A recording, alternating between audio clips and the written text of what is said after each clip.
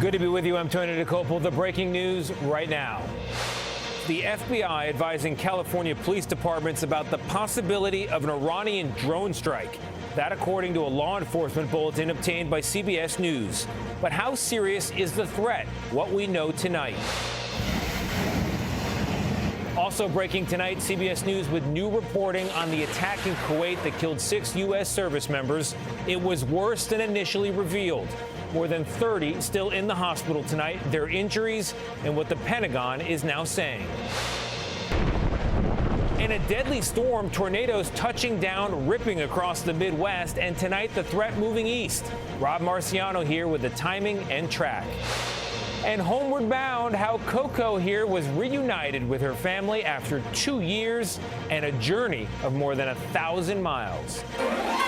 From CBS News headquarters in New York, this is the CBS Evening News with Tony DeCopel. And thank you for joining us on a very busy Wednesday night. President Trump in Ohio and Kentucky today, speaking just moments ago, in fact, about the war and the economy. We're going to have more on that in a moment. But first, we are following major new developments in the Middle East and the potential for blowback here at home. A 600-foot cargo vessel still burning tonight after attempting the Strait of Hormuz today and taking incoming fire, apparently from nearby Iran. That major threat to the world's oil supply continues tonight as U.S. gas prices spike again, now averaging more than $3.50 a gallon. And that other new worry for the homeland tonight, according to an FBI bulletin obtained by CBS News, as of early February, Iran had allegedly, quote, aspired to conduct a surprise attack on the West Coast. But how credible is that threat? Our new reporting tonight on a story that everyone's been talking about today. Let's get right to CBS News Homeland Security and Justice correspondent Nicole Skanga, who's been working the phones. Nicole, good evening. Good evening, Tony. Multiple U.S. and California law enforcement and intelligence officials told CBS News there is no known, credible, specific threat underpinning that alert. No information given on the time, source, method, or target of any such attack. Tony, this information shared last week with local law enforcement by the FBI's Los Angeles division stems from an apparent tip in early February that surfaced prior to the war with Iran about unmanned aerial vehicles off the coast of the U.S. homeland. In a tweet, California Governor Gavin Newsom echoed that sentiment, saying, quote, while we are not aware of any imminent threats at this time, we remain prepared for any emergency in our state. All of this comes at a tenuous time for our nation's security on the 26th day of a DHS government shutdown that has left security officials working without pay. The FBI offered no comment. Tony? Nicole Skanga putting it in context for us tonight. Nicole, thank you very much. Thousands of U.S. military families have a son or daughter serving in the Middle East right now, and we have new reporting tonight on what was already the most serious incoming attack of the war so far. That Iranian drone strike in the early hours of the fight, which killed 6 U.S. service members, also seriously injured many more U.S. troops than originally disclosed. So let's get right to senior national correspondent Charlie D'Agata for more now on what we're learning. Charlie, good evening. Within the first 48 hours of the war, as Iran's drones and missiles took aim at U.S. military facilities across the region, satellite photos show the before and after of that lethal drone strike, which killed 6 U.S. Army Reserve soldiers at a tactical operations center in Kuwait. CBS News has learned there were more than 60 injured, far more than previously known, and about 30 hospitalized as of Tuesday with brain injuries and shrapnel wounds. Many were airlifted to an American military hospital in Germany, where 100 U.S. medical personnel assisted in treating them. CBS News has reported the facility lacked sufficient protection against drone strikes. Defense Secretary Pete Hegseth claimed it was fortified. Every once in a while, you might have one, unfortunately, we call it a squirter that makes its way through. And in that particular case, it happened to hit a tactical operations center that was fortified, but these are powerful weapons. Those powerful weapons, cheap but deadly Shahed drones, have been launched in their thousands by Iran. Despite the aerial threat, sources tell CBS News the facility was a double-wide trailer that had little protection against drones. There were also no warning sirens heard before the strike. One source told us we basically had no drone defeat capability. Officials we spoke with tonight say air defenses are under constant review, specifically how to deal with drone attacks like this one. Tony? Charlie Daggett for us with the sirens going again tonight in Tel Aviv. Charlie, thank you very much. President Trump spent the afternoon working to soothe worries about how the war might drag on the economy, telling our local CBS affiliate in Cincinnati that yo-yoing oil prices will be coming down soon. CBS Chief White House correspondent Nancy Cordes is traveling with the president. Nancy, good evening. What else did he say? Well, Tony, President Trump technically came here to Kentucky to talk about drug prices, but he couldn't ignore the concerns about rising oil prices, which, as we learned today, are already starting to take a toll on some local companies. Operation Epic Fury! Here in Hebron, Kentucky, President Trump led a pep rally of sorts for the war. They don't know what the hell hit them, right? But across the river in Cincinnati, he acknowledged what many Americans are worried about right now: the war-induced spike in gas prices. Oil will be coming down. That's just a matter of war. That happens you can almost predict it. I would say it went up a little bit less than we thought. It's going to come down more than anybody understands. Since the war started, the average U.S. price of a gallon of gas has risen 20%. The price of a gallon of diesel has spiked even more, by 28%. And that's putting the squeeze on producers. We take the rolls and cut them into sheets. Ed Zumbiel runs one of America's largest family-owned packaging companies. He ships 100,000 tons of finished packaging all around the country every year. Have you already seen your transportation prices start to go up? Yeah, we're seeing what they call diesel fuel charges or surcharges being added to our invoices from the trucking companies. And we expect those to continue until a month after the war in Iran dies down. He says he can only absorb the costs for so long before he has to pass them on. If you have companies like Zumbiel and a million others doing the same thing, what that happens is consumers see that price reflected in the grocery store if they're buying soft drinks, beer, ready-to-eat foods, etc. And then if prices go up, then demand goes down and the market gets soft. So that's our concern. Interior Secretary Doug Burgum said today that U.S. oil companies will soon announce plans to increase production in response to these price spikes. But, Tony, experts we spoke to said that even if they boost production tomorrow, it will still likely take weeks before any of those changes would be felt at the pump. Nancy Cordes for us again tonight. Nancy, thank you very much. We're going to turn now to weather after at least a dozen tornadoes tore through the Midwest and the South, killing at least 2 people and leaving a trail of damage through Illinois and also Indiana, where we find CBS News correspondent Lana Zak this evening. Lana, good evening.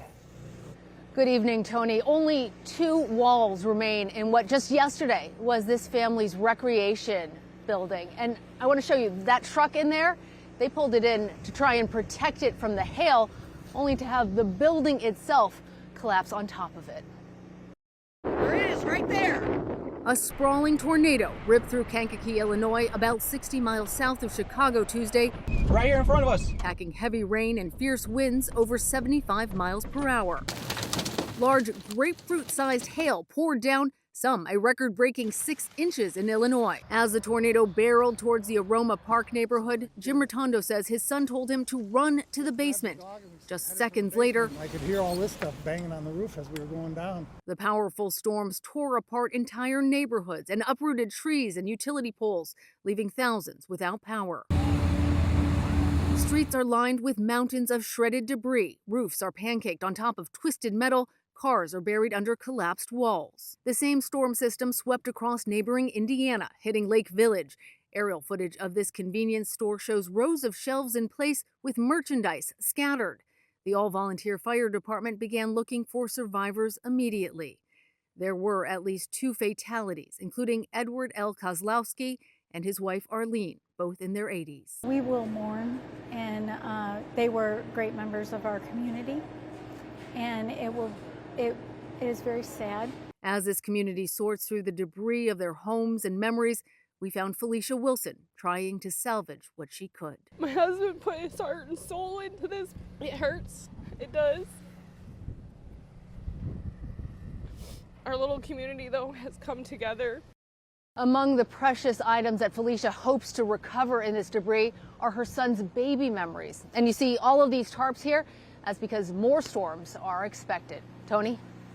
Lana, thank you very much. And speaking of more storms, more dangerous weather ahead. CBS News meteorologist Rob Marciano is tracking that. Rob, good evening.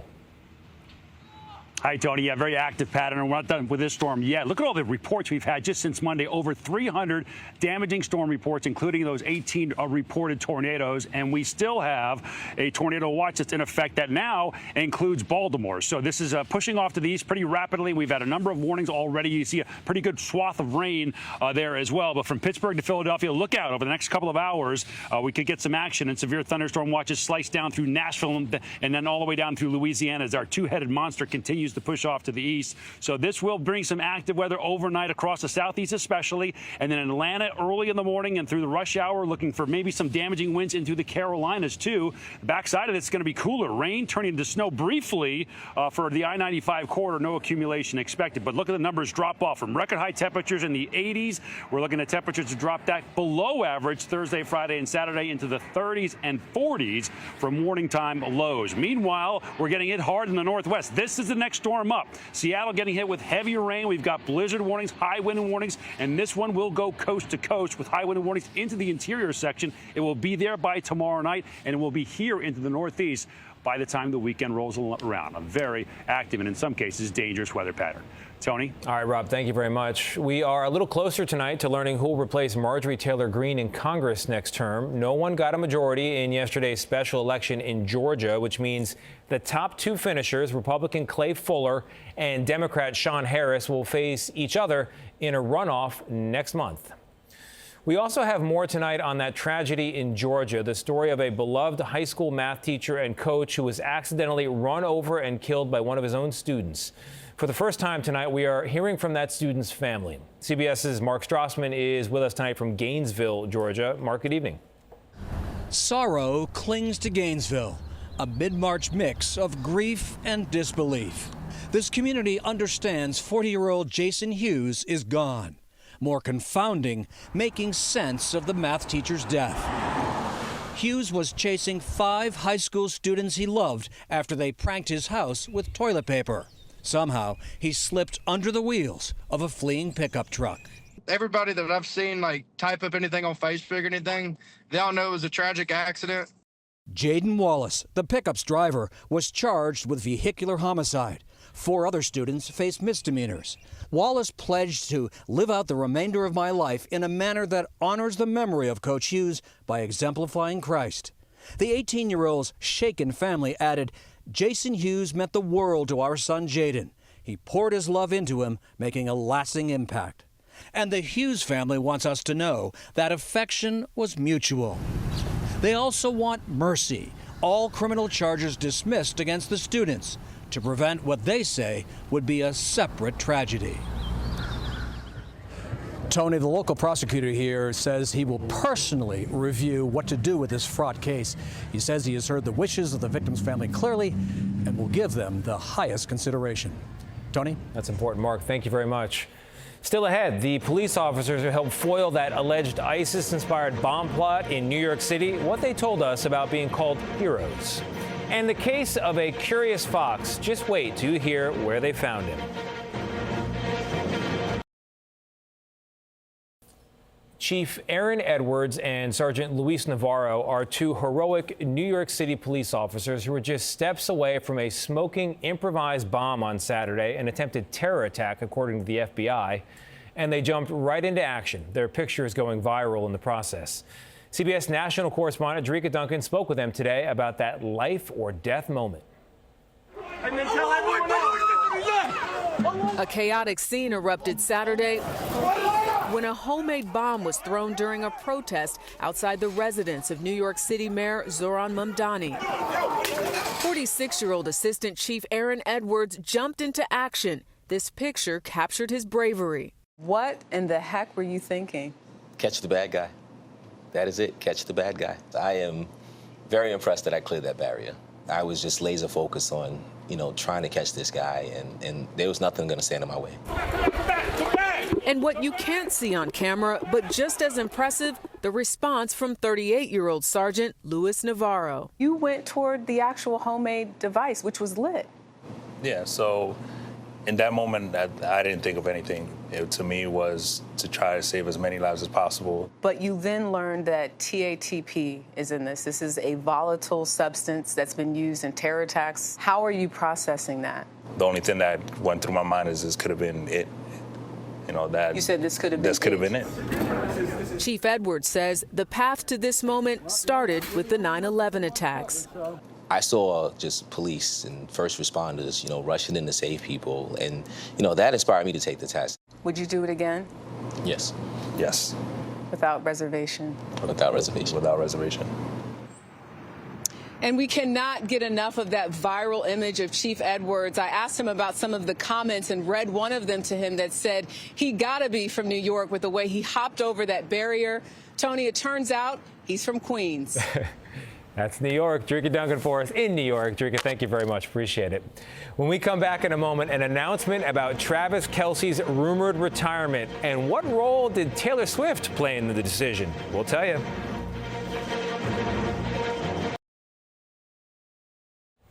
We have news tonight on the man known to millions of Taylor Swift fans as the future Mr. Swift and to millions of NFL fans as the great Travis Kelce. He is returning for another season with the Chiefs, his 14th. And Kelce told the Pat McAfee show that after watching Swift's work ethic and with her support, he felt inspired by her to keep playing. A transatlantic stowaway has a new home tonight. The crew of a cargo vessel that sailed in from England discovered this red fox after arriving last month at the port of New York and New Jersey. They called in wildlife experts who built a crate to corral the fox, and the fox is now happily at the Bronx Zoo. Up next, another incredible journey. 2 years and more than 1,000 miles later, the story of Coco the dog.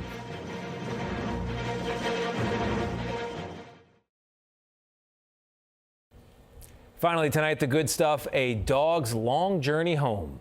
2 years ago in the Dallas area, Gloria Greer and her husband, Will Peace, let their dogs out into the backyard to run around a little bit. And one of them, a 5-year-old miniature schnauzer named Coco, very cute dog, never came back. Apparently escaped through a gap in the fence line. Now, they did everything they could to find her, but eventually they had to accept the fact that Coco was gone. So you can imagine their surprise when Gloria's phone rang last week with the news that Coco was still alive and found wandering around a shopping mall. Police used a chip reader to track down the owners, but this wasn't the local police department calling. They weren't even in the same state. I was like, oh my God. So I just started screaming. I was like, funny thing is, she's in New Jersey. Coco was in Clark, New Jersey, to be exact. That's a journey of over 1,300 miles and quite a few obstacles along the way, among them the Mississippi River, the Great Smoky Mountains, the Appalachians, almost the entire eastern seaboard, in fact. 2 years? Is Coco living in the wild? Is she fighting off bears? Well, I don't think she was living in the wild, only because of the size. She's bigger than when she left. She gained a lot of weight. Will says police told him maybe a truck driver had made off with Coco. Either way, the couple grateful to the officers who took care of the dog for 3 days, keeping Coco out of the pound until they could pick her up. They say Coco was always their adventure puppy, finding a way out of her playpen when she was just a pup. So for good measure, Will has promised Gloria that he patched each and every hole in that fence. Good luck, Will. That's another day in America. I'm Tony DeCopel. Thank you for watching. We'll see you right back here tomorrow night. Good night for now.